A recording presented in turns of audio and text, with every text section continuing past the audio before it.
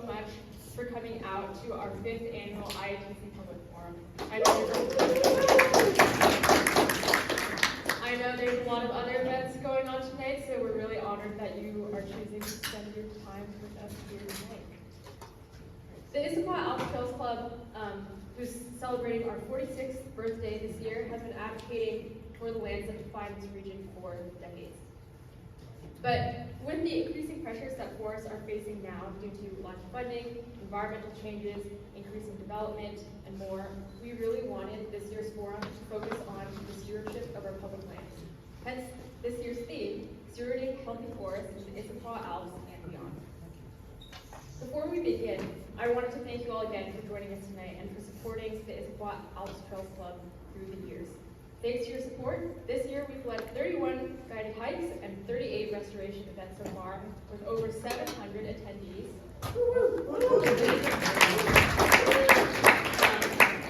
Our restoration volunteers have worked together to build Issaquah's first Miyawaki pocket forest right along Issaquah Creek in the heart of our historic downtown.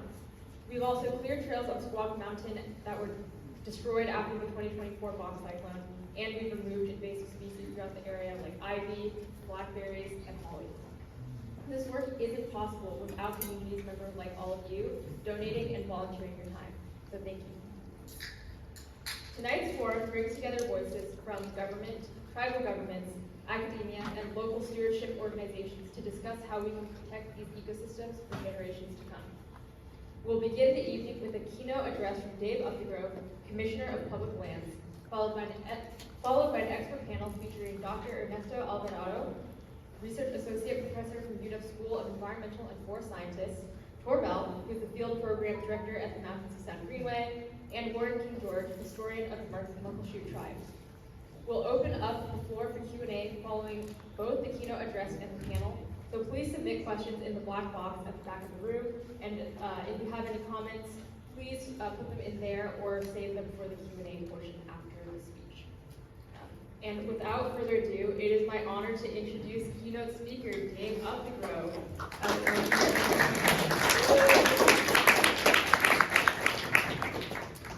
Since being elected last year, Dave Upthegrove has led the Department of Natural Resources, which has a team of over 2,200 employees throughout the state that manage Washington's land and natural resources with resilience and care.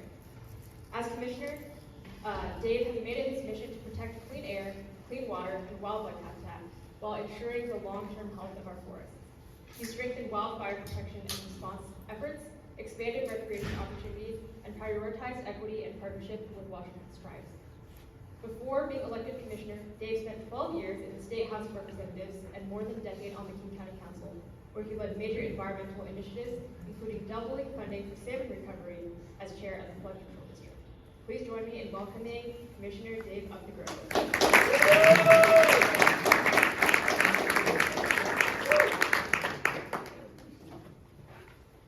Well, good evening.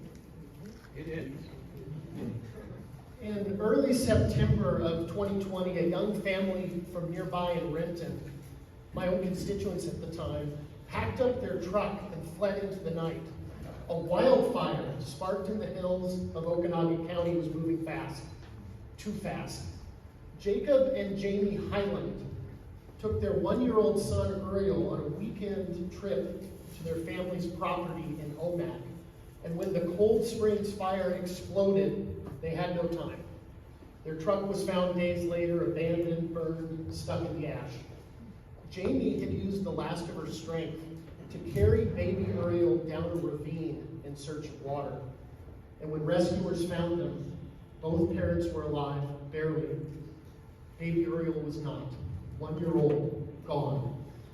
That fire didn't just devastate the forests of central Washington. It reached all the way into the heart of communities, into homes, into lives, in this case, into a family here in East King County. And it showed us that wildfire isn't something that happens somewhere else. It happens here to all of us. And with our climate changing, wildfires have become an all of Washington problem. And the only way we're going to meet this crisis is by working together across regions, across the mountains, across communities, across divides, because the cost of inaction isn't just measured in acres. It's paid in lives. So when President Trump fires thousands and thousands of Forest Service employees, he makes it harder for us to rely upon the federal government to help keep this community right here safe. The U.S. Forest Service is a critical partner in wildfire prevention and response, and Trump's actions weaken these efforts and put homes and lives at risk. And keeping our families safe and secure is a value that we here in Washington embrace. Another value that I know we in Washington embrace is the value of justice. And justice is about fairness, equality, and truth. And I've learned these lessons in my own life. I came out of the closet the year I first ran for office. And my mentor at the time, she said, "I love you, Dave, but it's too bad because now you can't run for office." This was like 25 years ago, and the thought of an out-gay legislator deep in the working class suburbs of South King County was unheard of. But I ran, won, and made history as the first out LGBT legislator outside Seattle in the history of our state. And I share this.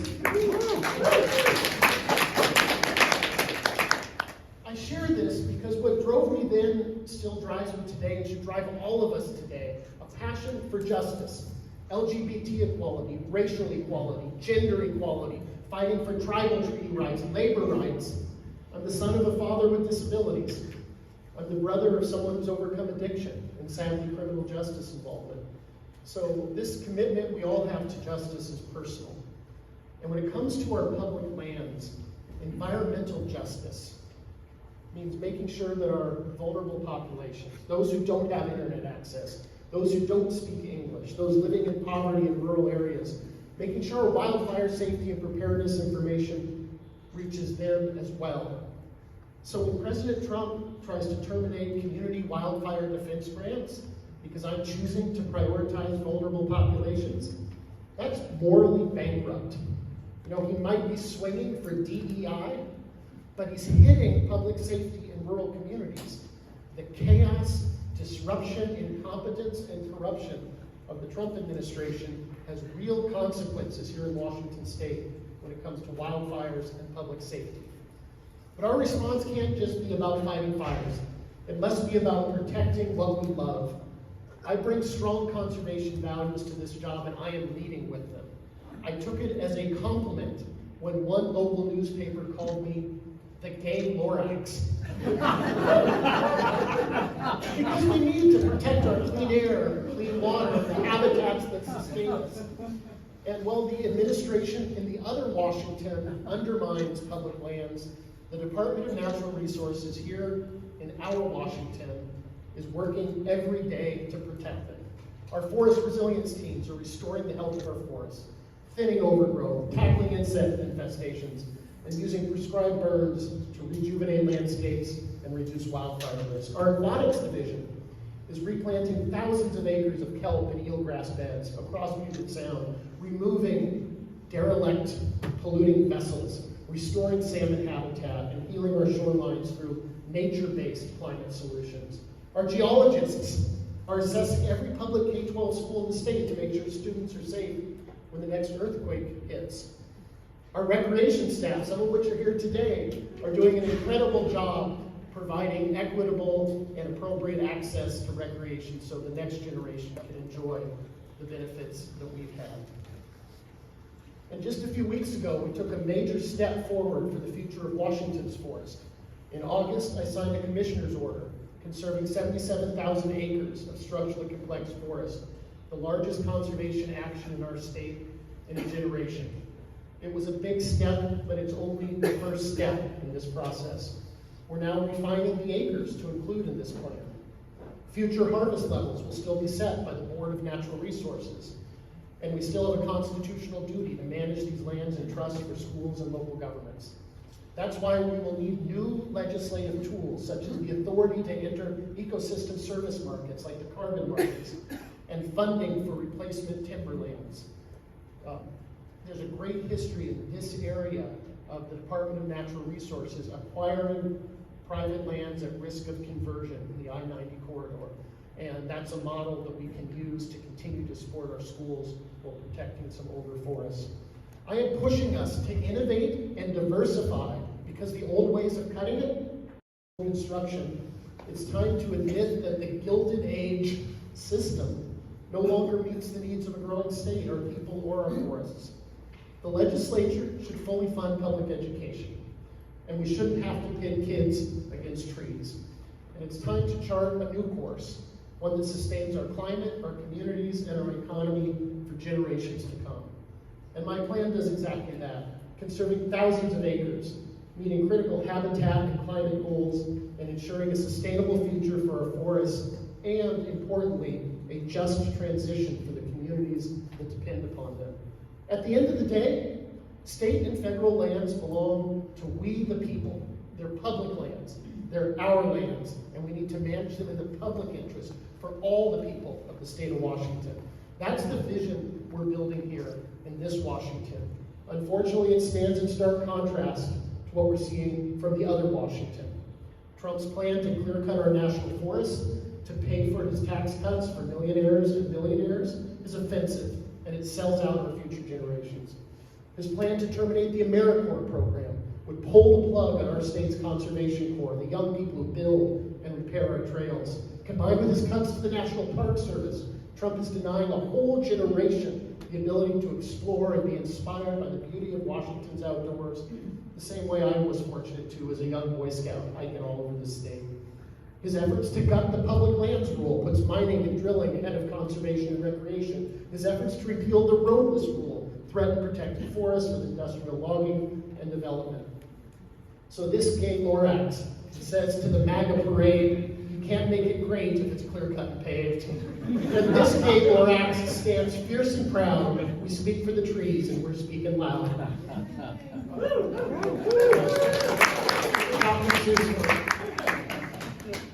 But after all of the noise and damage coming from Washington, D.C., I don't know about you, but I find myself drawn to the kind of leadership that grounds us.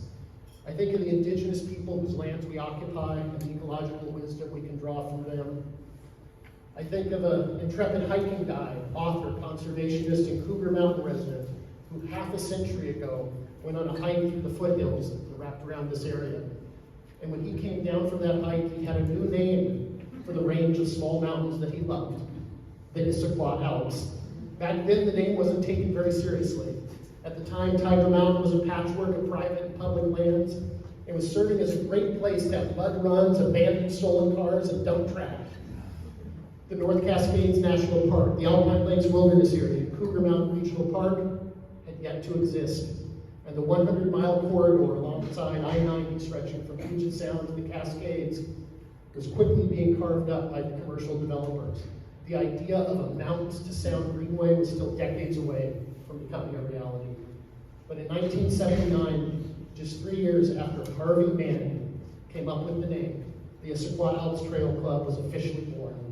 And it launched a conservationist movement whose successes would reverberate across the state and the Pacific Northwest. For 45 years now, the members of this, and I hear you're describing yourself as the Hiking and Agitating Club, have remained committed to your mission of advocating for these lands and these forests, for conservation, recreation, and sustainable stewardship. I want to thank Kim No, Kelly Lang, David Kaplan, the entire leadership board and membership of the club for extending this invitation. I want to congratulate Kyra Telgen for pulling together this amazing evening tonight. Let's give it up for her. And just a few months ago, you all gathered to celebrate what would have been Harvey Manning's 100th birthday. Bearded, burly, bespectacled, Harvey may have resembled Santa Claus, but he was strong and unwavering in his commitment to conservation and environmental stewardship. The work he helped launch, championed at the Issaquah Alps Trails Club over these last 45 years, has been as impressive as it has been essential for the lands, the forests, and the people of this region. By leading free educational hikes through these mountains and forests, by partnering with other organizations like Green Issaquah, the Mountains to Sound Greenway, and by encouraging your members to engage in environmental advocacy, this organization has set the standard for impactful activism. And just this year, you heard some of it, the club has hosted nearly 40 restoration events, including 15 work parties to restore trails damaged by the Bound cyclone on Squaw Mountain, and hosted 10 work parties at the Milwaukee Forest Project near Issaquah Creek. What you've accomplished here is proof of what's possible when people come together out of love for their homes, for their forests, and for one another. And leaders from this movement are mentors who inspire me still today. I saw Koenigsmark here, someone that has taught me a great deal about bringing people together. I think of Doug McClellan, who led this region for the Department of Natural Resources, got huge things done on behalf of the people of the state. And I look up to these people and seek their guidance today. But our work doesn't end at the trail. It continues in our communities, our democracy, and our daily choices. So my charge to you is this: keep fighting for public safety, keep fighting for justice, keep fighting for our public lands, keep fighting for the people who can't afford to evacuate, for the workers in the orchards, for the volunteers on the fire lines, for the kids who deserve clean air, safe homes, and a future full of forests. Organize, mobilize, vote. You may recall I won my primary election by only 49 votes statewide, the closest primary election in Washington state history. And let my election serve as a reminder of a simple truth: every vote matters. And this past weekend, at No Kings rallies across America, people rose up to say this nation belongs to us, to the people who work and hope and fight for a better future. Because if we lose our democracy, we lose our power to fight for clean air, clean water, healthy forests, and a better life. Our power to advocate for this world we want depends upon the civic institutions necessary to sustain a free civil society. Institutions that we once didn't take for granted, like free, fair elections, independent courts, free press, the rule of law, and the freedom of speech and assembly. That's what's at stake, and that's why we can't back down. 3.5 years after the Cold Springs fire took their son, Jacob and Jamie Highland welcomed a baby daughter, Shiloh, into the world. Out of heartbreak, hope. Out of ash, renewal. That's the spirit we need now, because even as the Trump administration causes harm, our mission doesn't shrink. Our communities still need protection, our forests still need care, and the Issaquah Alps Club offers a positive path forward. So on this beautiful evening here in Issaquah, let's raise our voices in love, let's raise our fists for justice, and let's raise each other up, because no one should get left behind in the environmental movement. From Issaquah to the Pacific Coast, from the forests of the Okanagan to the banks of the Columbia, we fight for what we love, and we're not done yet. Thank you. I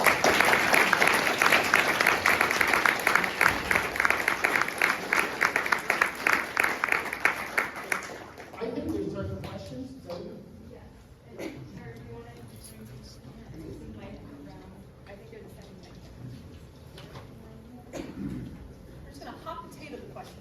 For those that don't know, I've been associated with Issaquah Alps for only about 35 to 40 years, but thank you. I don't have a question. What I want to do is say thank you for speaking loudly, proudly, boldly, like 99% of politicians refuse to do. Instead of just weekly condemning actions or weekly saying we must fight, you're standing loudly, proudly, tall against what's going on, and I really appreciate it, and I think everybody here does too. So keep it up, Upthegrove for president. I like these questions. And to be clear, I'm running for nothing else. This is the culmination of a career of public service for me. I think it is possible to speak clearly about our values and still do it in a respectful way. I'm trying to lead this agency with 4 values that I ask the staff to embrace. The number 1 is the value of respect. Respect for one another, and respect for the public we serve in every interaction with every person. The others are integrity, professionalism, and last but not least is joy. Finding joy in the work that we do. So I think we do need civic and political leaders to speak clearly about our values at a time when I feel like our civic institutions are being stressed. And we also can do that in a way that respects the process and respects our differences.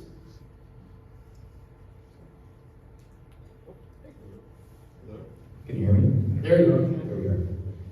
Hey, Commissioner. Good to see you. I'd like to echo that sentiment. I think that you've said a lot of really bold things just in the past year and during your campaign. I would challenge you to match that boldness in your actions. I do not understand why you seem to be ignoring the Snoqualmie tribe's objections to the Southpaw timber sale, to the tuckered out timber sale. You do speak a lot about believing in honoring the sovereignty of tribes, believing in building positive relationships and partnerships with the tribes. I'm not seeing that so far in your actions. Will you commit today to canceling the Southpaw timber sale and the tuckered out timber sale, particularly the Southpaw timber sale, considering that's a place, as you'll recall, that you joined about 50 community members for a walkout while you were campaigning. And while there, you might not recall, but you promised to protect that forest and others like it. So it's really disheartening to see forests like Southpaw, which would obliterate the better part of 100 acres of beautiful native forest in southern Tiger Mountain State Forest. I would love to know either why you haven't canceled them or to just have you take this opportunity to cancel them in front of everyone. Thank you. I know that every forest in this state has passionate advocates who don't want to see them cut down, and that's why I'm embarking on an effort, the largest in a generation, to protect 77,000 acres of structurally complex forests. That can't happen overnight.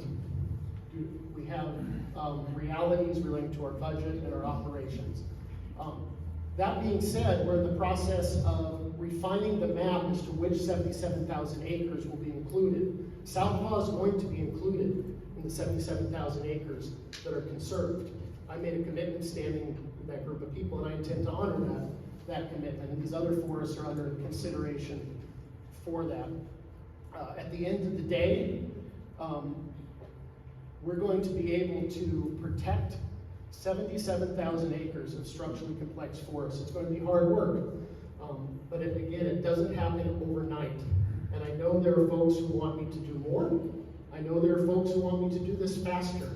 And I am using my best skills and abilities to advance the greatest amount of conservation in the ways that I believe are achievable.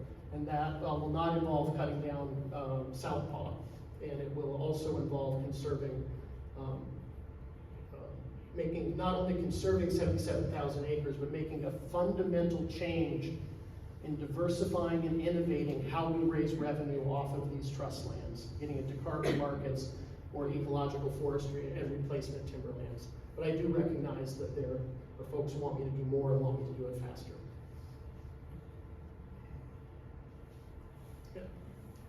Hi, can you hear me?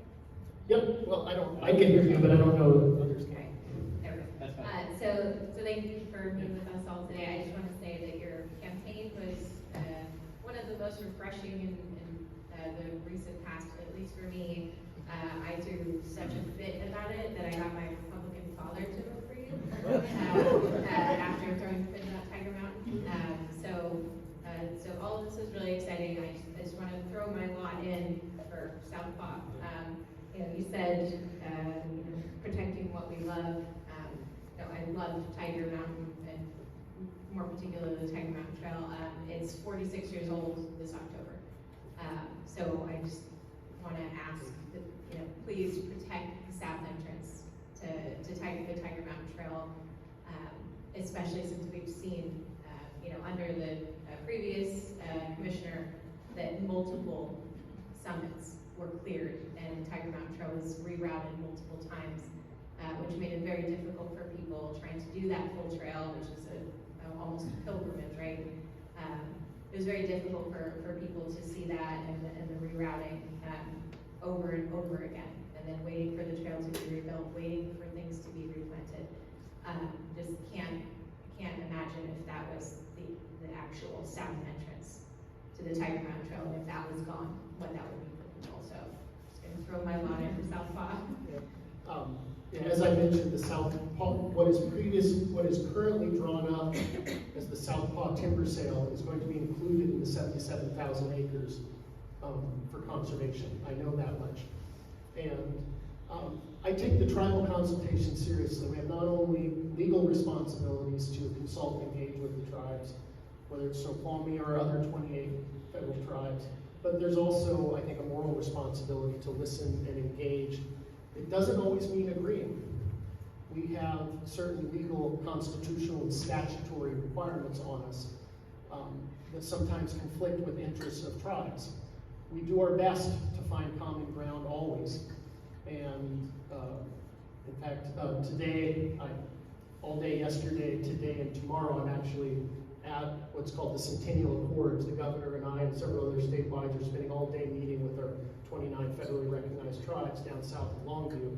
So I drove up here 3.5 hours, turned around, and go back down. And in this first year in office, one of the things I've enjoyed most is getting out and sitting with. I've not got to all 29 yet, but I've traveled around the state and met in people's traditional areas with 20-some of our 29 tribes to build those relationships and make sure we're developing the kinds of consultation processes. There will be disagreements there. There always have and there always will be, but we engage in those relationships respectfully and do our best to find common ground. So, can you hear me? Yeah. So I'm here for Southpaw as well. You said yes. I'm really happy to hear that won't be up for sale at the end of the year.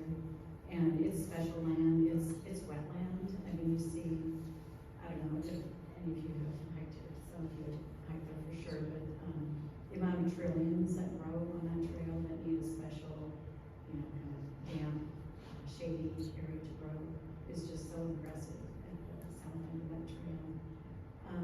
And the 77,000 acres is wonderful, but I have the feeling it's a drop in the bucket. How many acres total are you responsible for, and what percentage is that? We've got about 2 million acres of state forest lands. About 1 million of those are protected for various reasons. Some like have roads on them, but about half of them are not harvestable. So there is about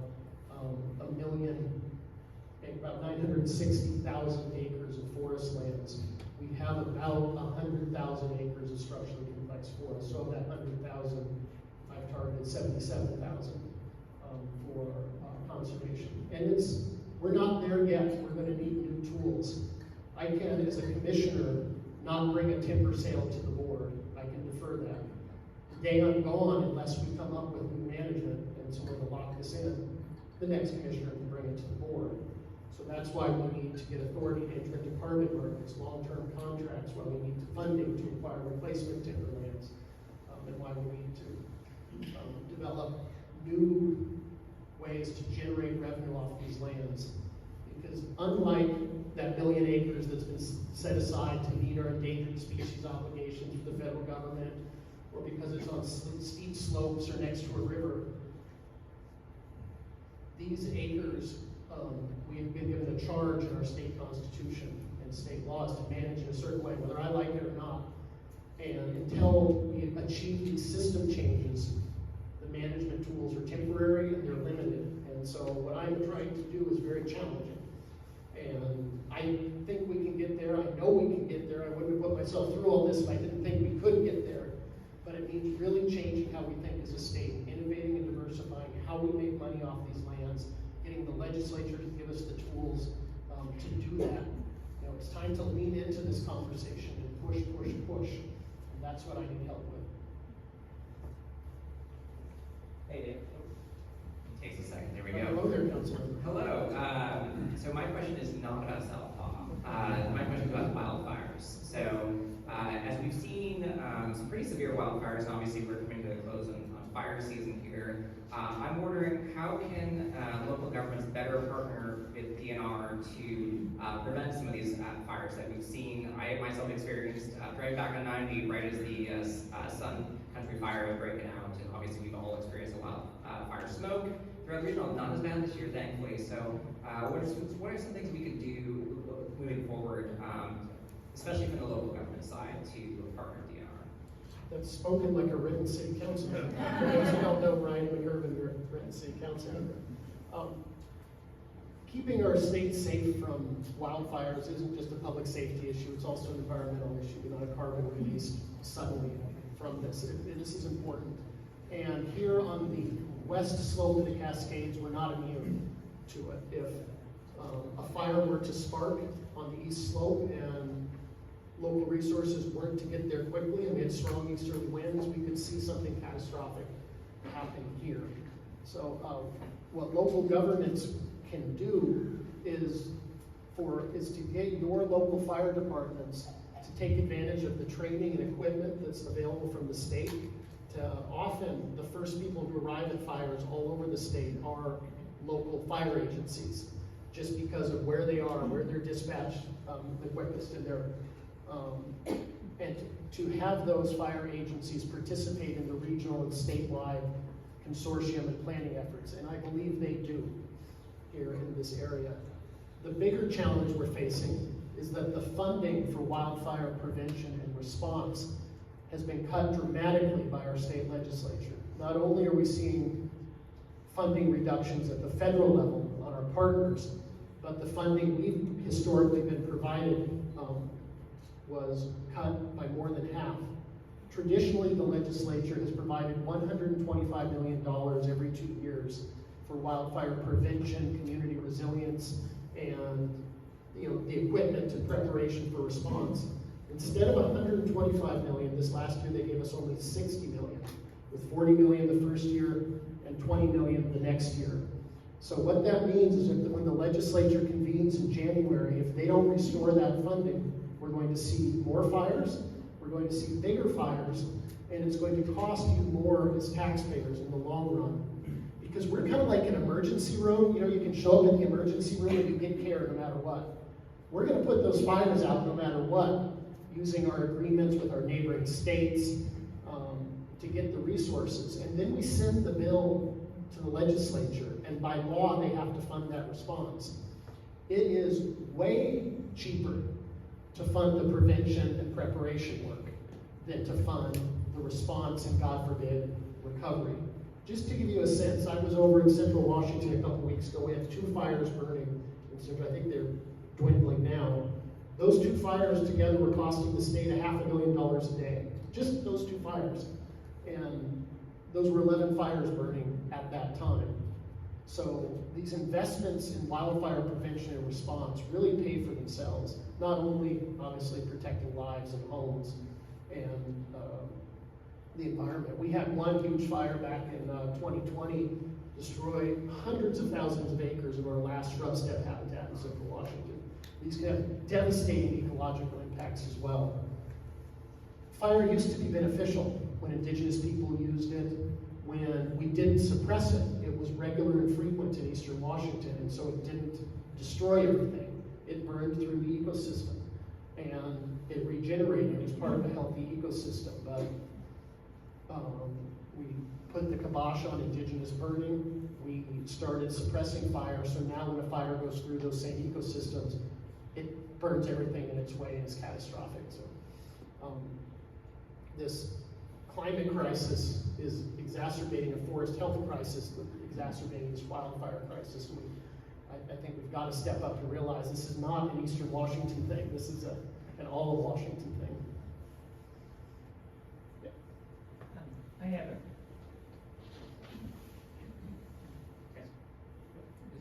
There it goes. Okay, guys, I have a question or a couple comments. With what you're going back to, what I don't see here tonight is any of our local state or representatives here. At that conference where you're going, are they there? Because I've been in the state now almost 40 years, and I've learned about how the schools are funded, and I don't necessarily agree with that, because some of, I can't remember, Sally Jewell, or one of the first ones I heard, talked about the fact that, long term, they were supposed to sell the land and put into investments, that we never were supposed to rely on timber sales. But what I haven't seen is over the 40 years is the change so we can do something different. So all I can hear is we need to change. But I would say a challenge to everybody here tonight is you need to talk to your school boards, you need to go back and talk to your local senator and representatives and work with the commissioners and the tribes to get some of the laws and the Constitution changed so we have a different way to fund it here. Because what I've seen, especially since COVID, as an active user of the woods, is there's more and more people that are going out there. And trails that used to be pristine now are overused, our state parks are overused. We're also not actively at users teaching leave no trace.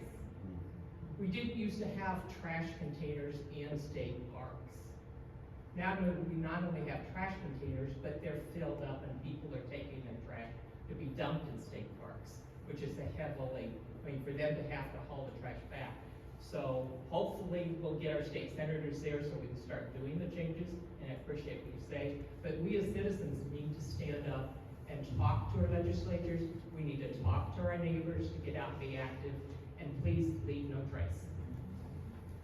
I just wanted to make a quick note. The reason our state legislators aren't here today is because they also have a candidate forum. So there's a state senate candidate forum happening down in Black Diamond in the district. Otherwise, because last time both the state senate candidates came, we did not have a conflict. So. I want to echo her comments. Until we reform the system, anyone who's lands commissioner is operating within a set of constraints. And I'm testing those and pushing those. But until the courts or the legislature take action, and we're going to try to work towards some of this. The timing's not right in this legislative session. We're always going to have these constraints. And you are right. We have the federal, those who don't follow this, the federal government gave the state a bunch of land, the statehood.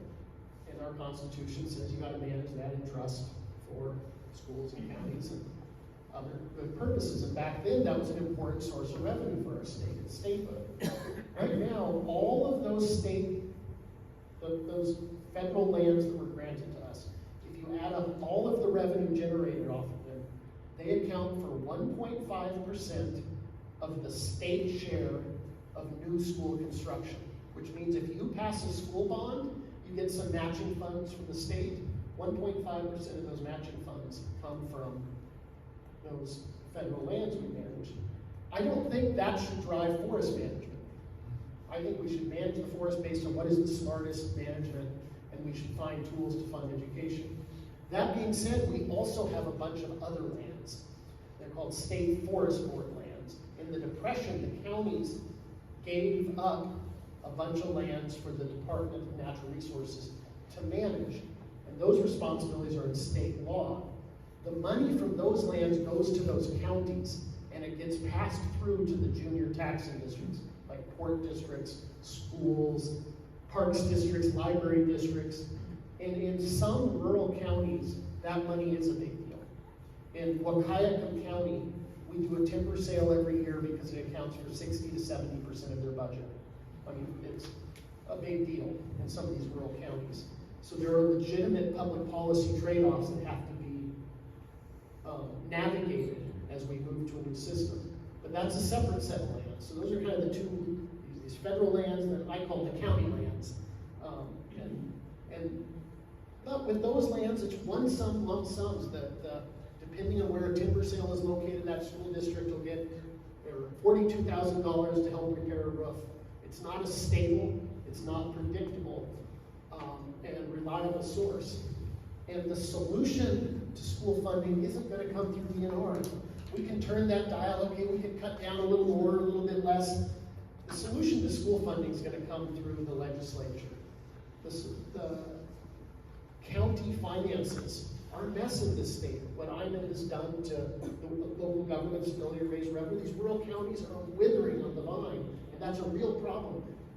We're not going to solve that just by cutting down a few more trees. So we've got to think more broadly around rural economic development, school funding, and find those solutions there.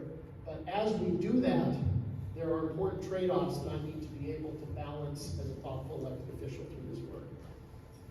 Great, thank you. I think we have time for one more question.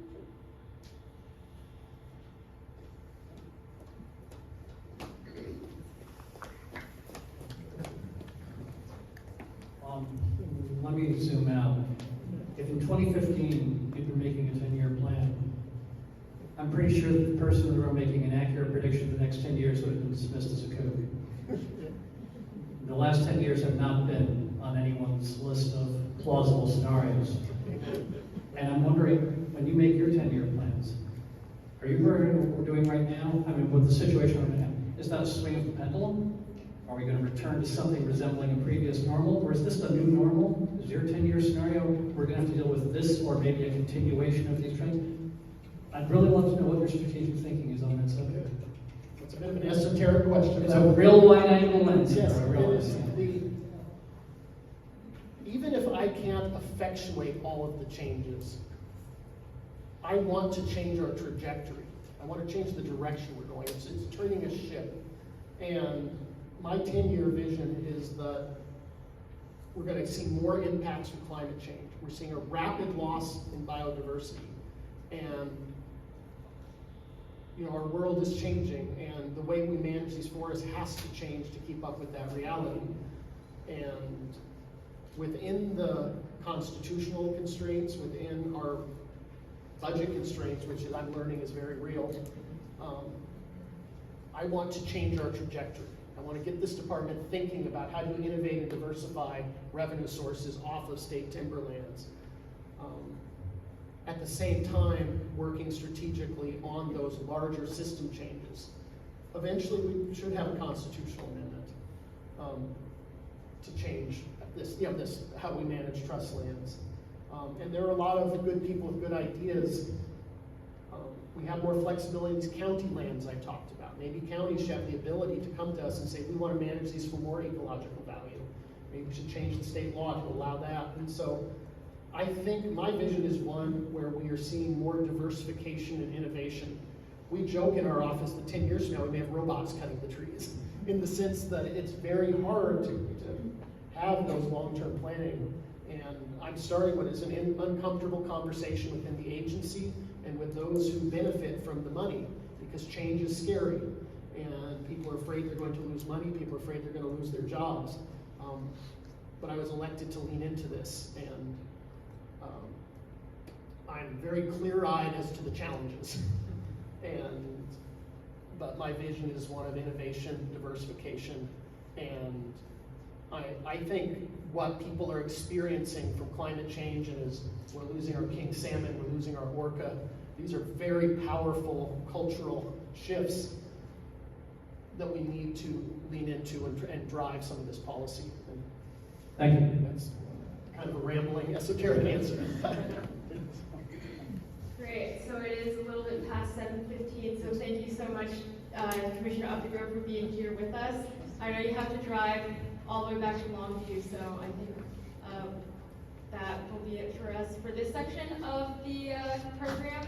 I know there's a panel coming up, but we'll have about a 10-minute intermission to get more Thai food and snacks and socialization. So again, let's give a big round of applause.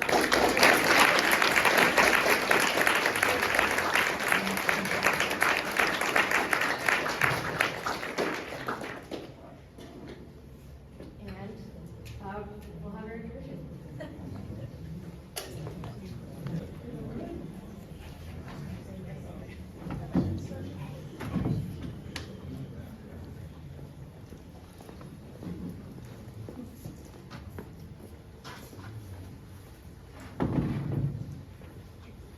I'd like to welcome our panelists to the stage.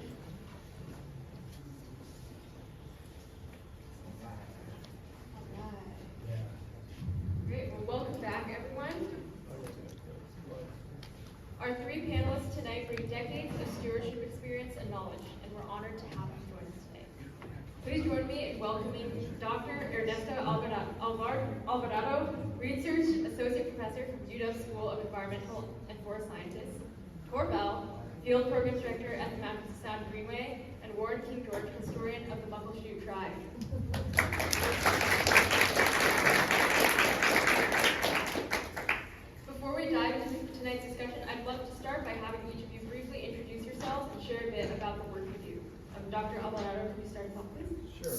thank you for the invitation. And you're awesome over there. Thank you. Yeah, I'm here, and it was a challenge coming from Seattle, North Seattle, 1 hour, but it's a beautiful place. So hopefully it's worth it. Yeah, I'm Ernesto Alvarado. I'm a professor of wildlife fire sciences at the University of Washington. And I've been in Seattle since 1987. So I'm native to Seattle since 1987. And I've been working in forest fires academically, scientifically, since 84, 83.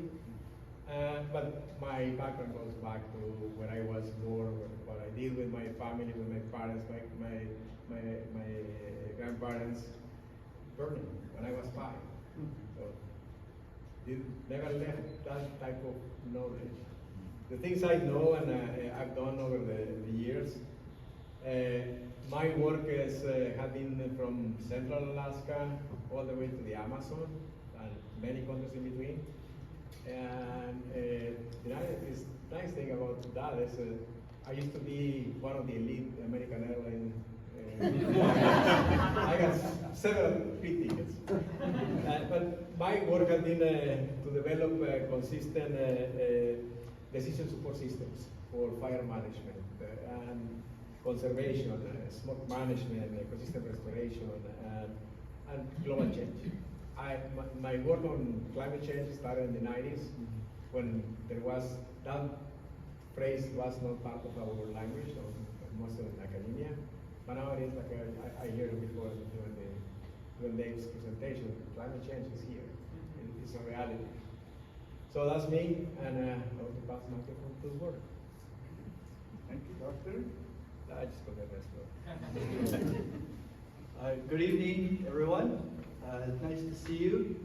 I want to acknowledge the coordinators. I want to acknowledge the team that put this together. Thank you for a wonderful event. Well done. I'd also like to thank you for dinner. We don't get the Thai very often. That was delicious. Well done. My name is Warren KingGeorge. I am an enrolled member of the Muckleshoot Indian tribe. I am also an employee. I am employed there in the preservation program as a historian. This title is, or this label is very broad. So I cover a lot of things in that range from huckleberry fields to the tide flats of Puget Sound, and all of the activities and traditional activities that happen in between. I've been in this position since the year 2000. Prior to 2000, I worked in our fisheries program as a fish technician. So one of my responsibilities was to hike the streams. That includes Tibbetts Creek, Issaquah Creek. We used to hike those creeks and chop off the heads of spawned out salmon, and then tally up at the end of the day how many fish I mutilated, and also collect DNA samples from the eyeballs of spawned out salmon. So I'm very familiar with this part of the world, and I'm also very proud of the fact that I got to spend a lot of time with the late Bill Ramos. Bill Ramos was not only a colleague, but a very good friend of mine, and he and I got to spend a lot of time together. So I just want to let you know that we do have some ties, and may he rest in peace. I'm grateful and thankful to be able to work with him. That's a little bit about myself. I'm 60 years old. We have 11 children, 12 children, and 23 grandchildren. Yeah, that's right. And I'm not formally educated. I didn't go to college to learn the information that I have. My information comes from my ancestors. The information that I'm going to share this evening, all the credit goes to my traditional teachers, my elders. Those are the ones those are the words that you're going to hear from me this evening. Comes from those people who are willing to share and teach. Just so you know, okay? But once again, I'm grateful, thankful to share the stage with these gentlemen, and grateful and thankful to share this evening with you, IATC. Hi, my name is Tor Bell. I'm the Operations and Field Programs Director with the Mount Sun Greenway Trust, and I've become one of the old timers there now. And I grew up over in Kitsap County, but I was through this area regularly as a kid. In the 70s and 80s, driving up to Snoqualmie Pass, learning how to ski. And I remember what was happening with the forests at that time, and the checkerboard that existed around Snoqualmie Pass, and how that area was incredibly cut up and separated and all the rest of it along with that. And so it's been really phenomenal to have been with the organization for 23 plus years now, and really playing a role in supporting the work of many in the audience tonight who have helped lay the groundwork for all the great work that the Mount Sun Greenway Trust and so many other people, organizations, governmental agencies, and all the rest have participated in make happen. Great, thank you. So the theme of this year's forum is Stewarding Healthy Forests in the Issaquah Alps and beyond. So to help a bit with the framing of this discussion for our audience, could you share a bit about what a healthy forest means to you? Yeah, can we show the third slide of my presentation? Here, please. It's something important and like a take home. If we all learn about this, what I'm going to show or talk about, it's very important. And some of you may have heard these ideas. Forthcoming. Okay. Technical difficulties. Yes, faculty, I'm used to slides. Yeah, I can also talk, but I go all over the place. The third slide, right? Yeah, the third slide. I once said becoming indigenous to a place.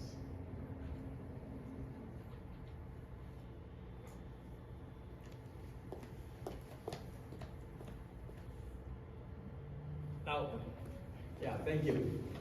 Yeah, I want to start this conversation on this question by reading this text from a colleague from the State University of New York, Robin Wall Kimmerer. And some of you may know, you probably heard the Raiding the Sweetgrass last week. But she had been writing for a long time. But one of the ideas when I had a chance to make honor to becoming indigenous to a place. She wrote this back in 2000 for the Journal of Forestry, and that was a challenge to all us who work in forestry, who work in forest sciences. And it says, as Americans seek to redefine the relationship with nature, the knowledge systems of the original inhabitants can provide useful models. By the way, she's Native American. Traditional ecological knowledge is not unique to Native Americans. It is born of long intimacy and attentiveness to the homeland, and can arise wherever people are materially and spiritually integrated with the landscape. And next sentence. As an immigrant culture, he called us immigrant, she called us immigrant to everybody, except Native Americans. Americans must start to engage in their own process of becoming indigenous to this place. This means what she talks about is that there is value in native knowledge, and also what we bring from other places is science who was not developed here. We should be looking at people who were having been here for day one, for memorial time. They have this long intimacy with nature. And that's what we should be doing. We all come from different continents, different places, different regions in the United States. We move to to a place is so beautiful that we should enjoy it. And one of them is embrace nature. And nature is learn how to live with fire. Fire is part of nature. It's not an enemy. It's part of nature. And America is a fire continent. So anyways, what is a healthy forest? Black is beautiful. Black can be a healthy forest. It's the start of the new generation. Of course, we have been through all these forests for more than 175 years since the Indian treaties were signed. It's not the 100 years, the official story, the 100 years of fire suppression that you read in newspapers and books and articles.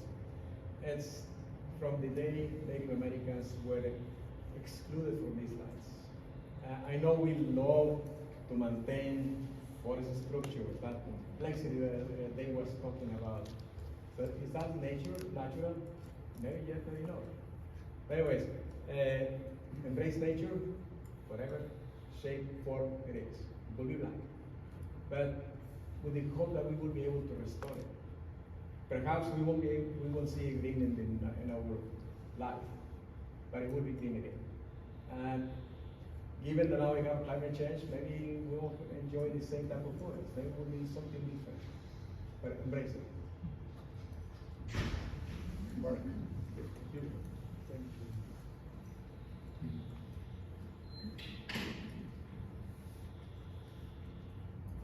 Could you repeat the question? Yes, the question was, what does a healthy forest mean to you?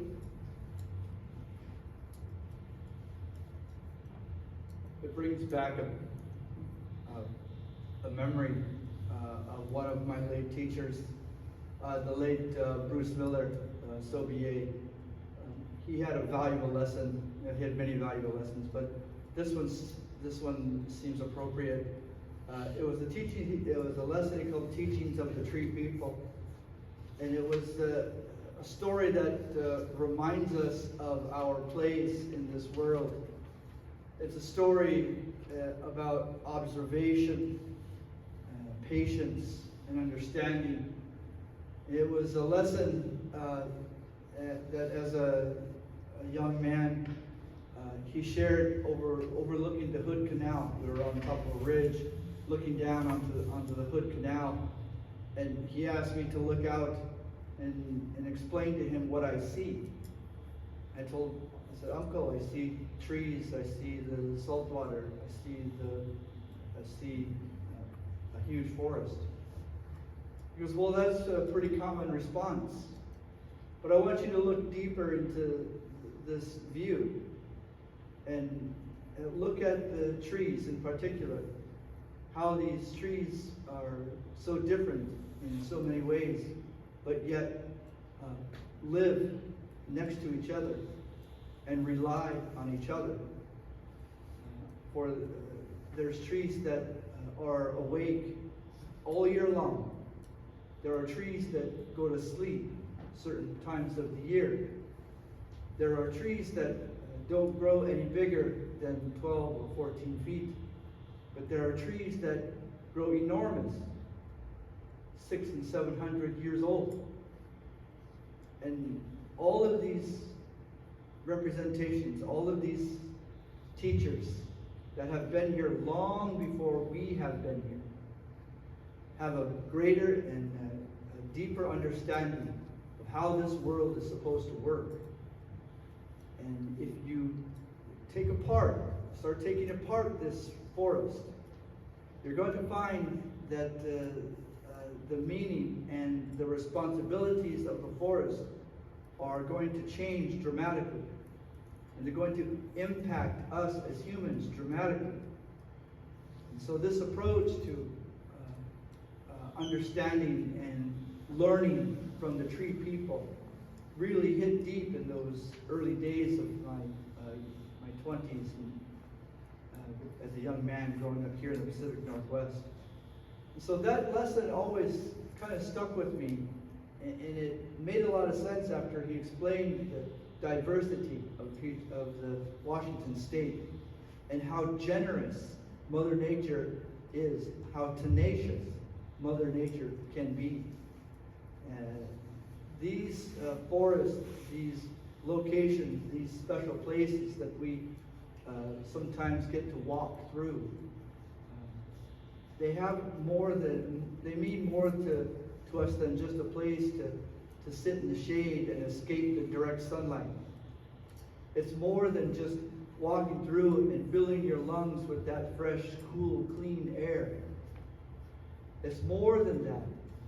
There's a relationship there that should be acknowledged. And in a true forest, for a healthy forest, that relationship will touch each and every one of you who walk through it. And you will feel that. You will feel that relationship. And to me, that's the best way that I can explain what a healthy forest should feel and look like.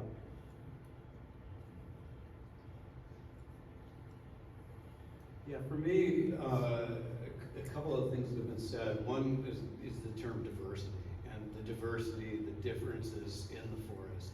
And these are getting specific, but not just of the species, but the age of the forest, the stands, how it all fits together, the wildlife, and all that it supports. The other term that really comes up for me is resilience. And perhaps this is because I've been spending a fair bit of time in Seattle forests recently that aren't very healthy, and they're not very resilient. And they don't provide a lot of what Warren just spoke to the same way. And I think that really thinking about how these forests are connected, and connected to the land, connected to the water, the trails that come through them all are just so important. And maintaining that diversity through it all is just so critically important. Great. I was really moved by the description of healthy forests that both Dr. Alvarado and Ernesto and Warren provided. It really felt like I was, there with them. So now going to the other half of our name of the forums, the stewarding aspect of it. Each of you brings a unique background and perspective to the panel, from research to restoration to traditional ecological knowledge. So based on, given your different backgrounds, how do you each understand your role as a steward of our forests? Boy, that's a good question. Another question. I'm as a faculty who teaches young people, I have embraced different type of philosophy. I was raised in a different environment, was educated with the Green Revolution. Some of you may remember the Green Revolution, which told me whatever you learned when you were young, and you learned from your parents, grandparents, and so on and so forth, it's not good. So you need to learn technology, you need to learn science. And I kept doing that. I still do it, artificial intelligence, by the way. I'm all in glass, satellites, and all those things.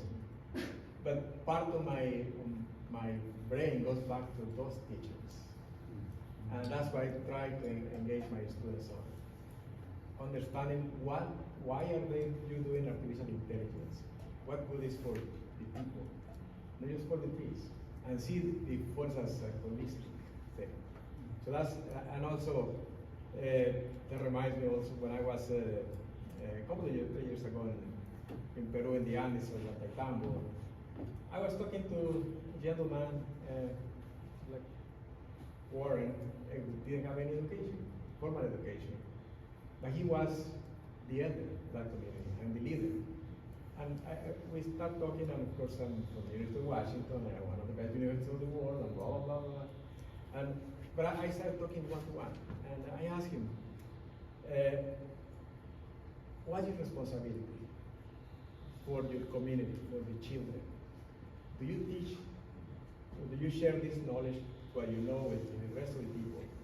And his answer was this, and I use it in many presentations. If I don't share the knowledge with the younger generations, it's like knowledge didn't exist and will disappear when I die. So So it's a big responsibility. He embraced that responsibility, and he knew he needed to share. He was the recipient of several generations of teaching, but he was willing also to share, not just with his kids, with the communities. And that was a powerful message to me too. Coming not from an academic like Robin Kimmerer, but from a person, a local person, that indigenous people. And that was reinforced that, yeah, I need to do that too. Not just to my students, but when I accepted coming today because I didn't know what to expect. But every place I go, I will share this same thing. You have to embrace nature and respect the traditions of the people who have been living there forever.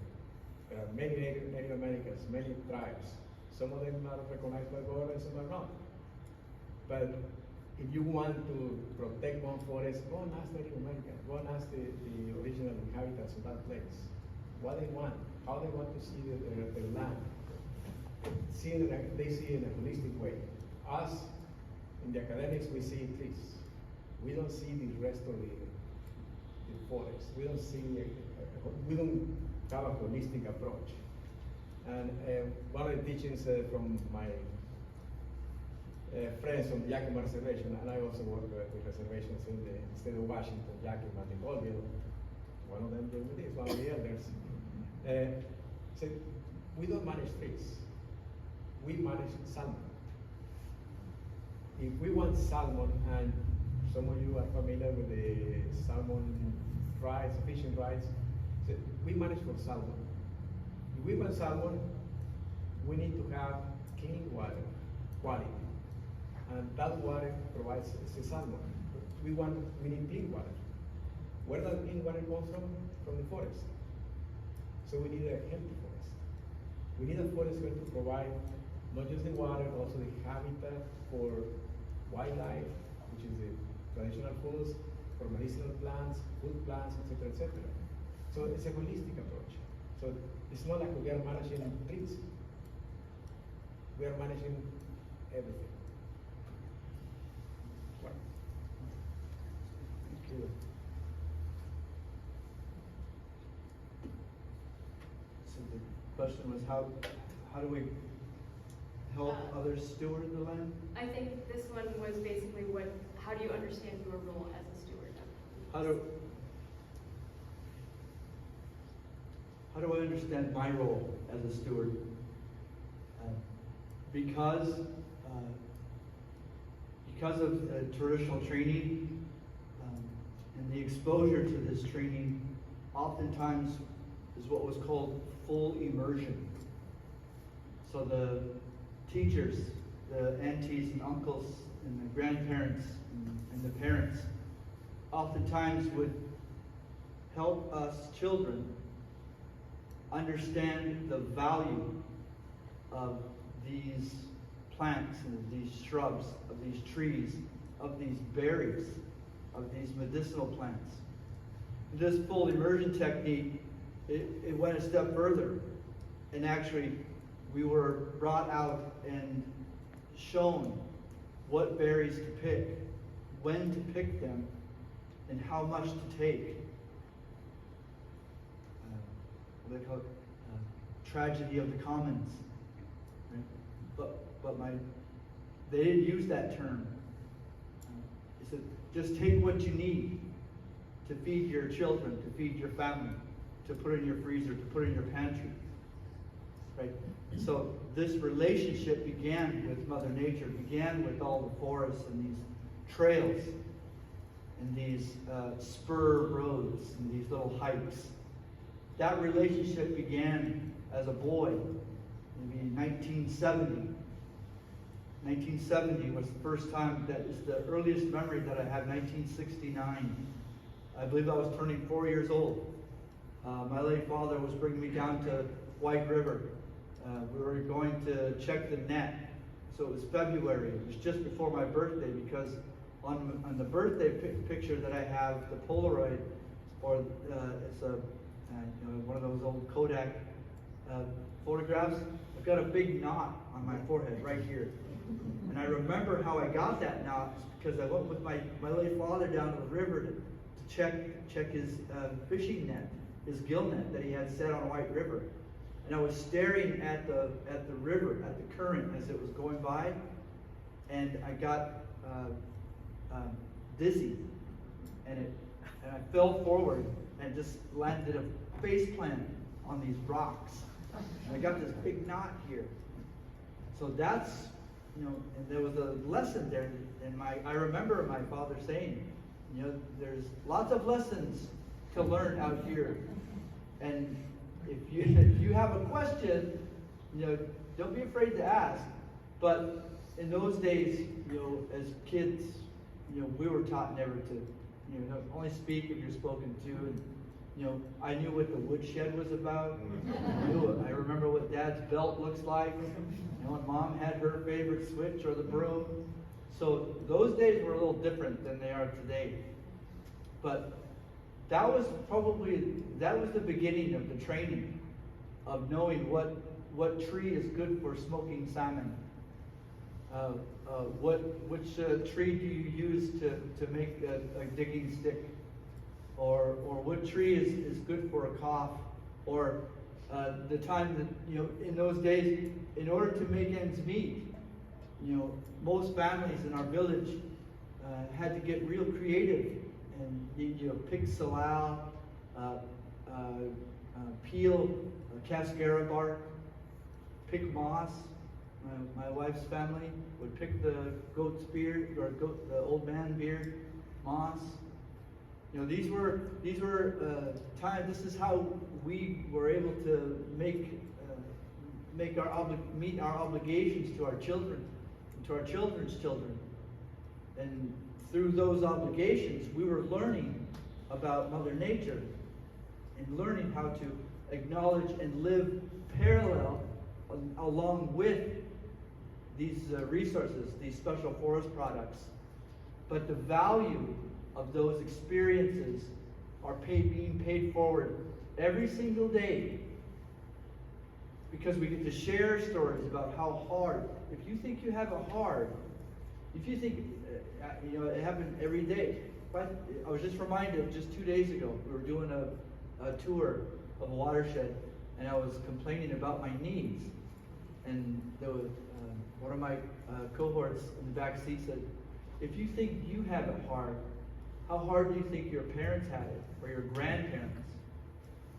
And it quieted me up just like that. I got nothing to complain about. I got a nice lunch. My wife packed me a nice hot coffee. I'm good to go. I don't, you know, little knee pain, little joint pain, that's nothing. And so these experiences that we can pass forward to students at University of Washington. My wife and I teach a class at UW in the springtime, and we let the students go dig their own clams, harvest fresh nettles, and pick the Indian plum leaf right off the bush. You know, learn how to identify what a salmonberry sprout looks like and a thimbleberry sprout. And the students actually get to cook a meal with us on Vashon Island. And they get to learn that. Where to go for the clam. What does the clam show look like? What does an alder tree look like? Why don't you use fir? There's a lot of fir and hemlock everywhere. But you need to understand why not to use that. Because of their values. Right?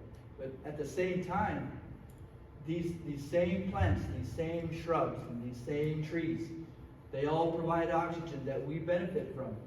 They all hold the ground together, that the water, the river system, the beach, the tributaries, the rivers, they all benefit from that. And the salmon that live in that stream, the trout that are all year long, even the macroinvertebrates and microinvertebrates, they benefit from every effort that we make and every relationship that we establish with the snowberry, with the nettles, with the alder and fir, cedar. That's one more ally that we have to help our experience in this world, help our trail that we walk in this world help it go a lot further. So these these experiences and these testimonies, that's how we encourage and pass forward how to take care of this land, how to take care of these trees. And I think the question was understanding my role as a steward. I look at the beginnings of the Greenway in 1990 in the Issaquah Alps Trails Club, leading a hike from Snoqualmie Pass down to the Seattle waterfront, and really establishing an identity of stewardship here. And the organization I work for, the Mountains of Sound Greenway Trust, was created out of that. And I have had so many mentors, Ken Koenigsmark being one of them, Margaret McLeod, who many of you may know her name, Margaret's Way, another. These folks were all folks that very willingly passed on so much information in terms of advocacy and caring for this landscape and why it's so important and why it's so valuable to protect this. And I really see my job today as continuing to support that work at our organization and throughout as many areas as we can touch. The education programming that our organization does, and really connecting people. I can't tell you the number of people who come out to our volunteer events. Some of them have not held a shovel before. They're city folk. They don't have these experiences, with the land, understanding the value. They can't tell you the difference between a Douglas fir and a western hemlock, let alone a Douglas fir and a red alder. And so really creating the space so that folks have a sense of connectedness to this landscape, one that I grew up in and feel so closely connected with, is really what I see as my role as a student.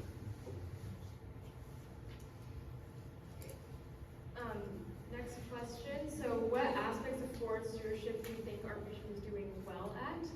And which aspects of stewardship can be improved on by land managers, local organizations such as IATC,